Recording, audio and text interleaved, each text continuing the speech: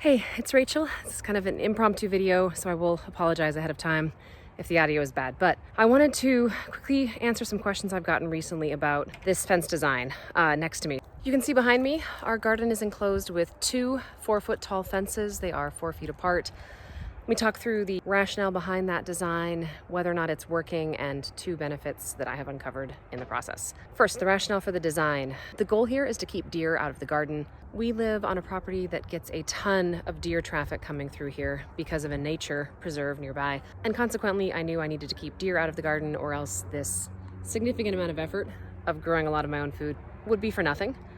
Deer can jump very high and will easily clear a 6-foot tall fence. Everything I've read indicated you need at least an 8-foot tall fence in order to keep them out of the garden. Unfortunately, my local zoning laws prohibit anything above 4 feet tall, even in your own backyard. Fortunately, I found out about the deer moat option, and that's what I've built here. The logic of this approach is that while a deer can jump a single 4-foot fence, they cannot jump across the entire expanse of 2 fences 4 feet tall that are 4 feet apart. They essentially cannot clear that in a single bound. And deer will not jump into an area if they then cannot immediately jump out of it. And while 4 feet is too wide for them to jump across in a single bound, it is too close together for them to land and take off again, and consequently, they will not try and jump over this fence. I'll be honest, I was skeptical about this. I was worried it wasn't going to work, but I didn't have another option, and I went ahead and did it. And I will tell you, to my surprise, this has worked very, very well.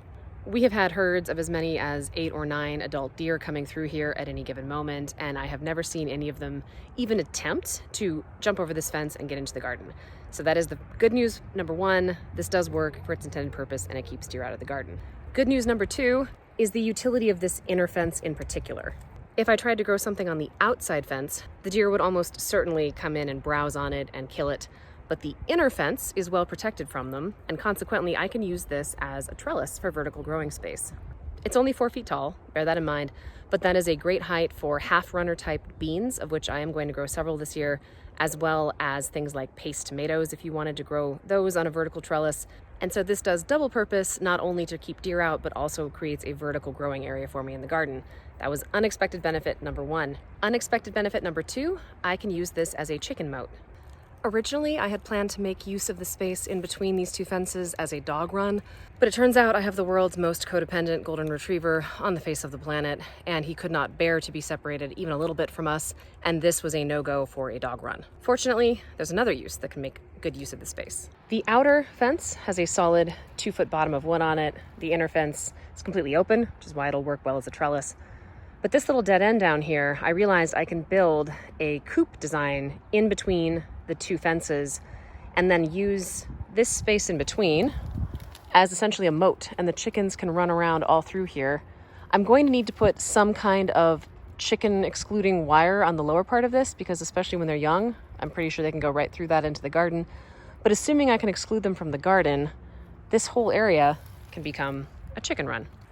And that creates another really cool stacking of functions because the chickens can act as a barrier between pest insects on the outside of the garden and the garden itself. Essentially anything crawling across will be consumed by those chickens. And then the last stacking of functions opportunity, I can use, as I mentioned, this inner fence as a trellis to grow things. That can include things that I grow as food for the chickens. I could grow sunflowers up on this. I can grow pumpkins for seeds for them.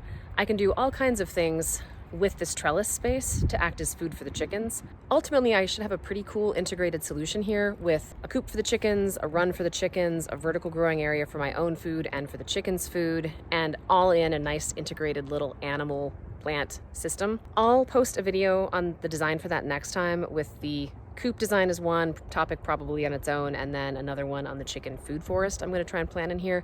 But I'm very glad that I took this approach with the deer exclusion from the garden. If I'd done a single tall fence, I wouldn't have any of these options. So even if your zoning allows you a taller fence, I would recommend that you think about doing this double deer fence moat solution. I'll do a deeper dive on those last 2 topics in the next couple of videos, but until then, I hope this was helpful. And if you're thinking about designing a fence for your garden, do keep this option in mind. Thanks.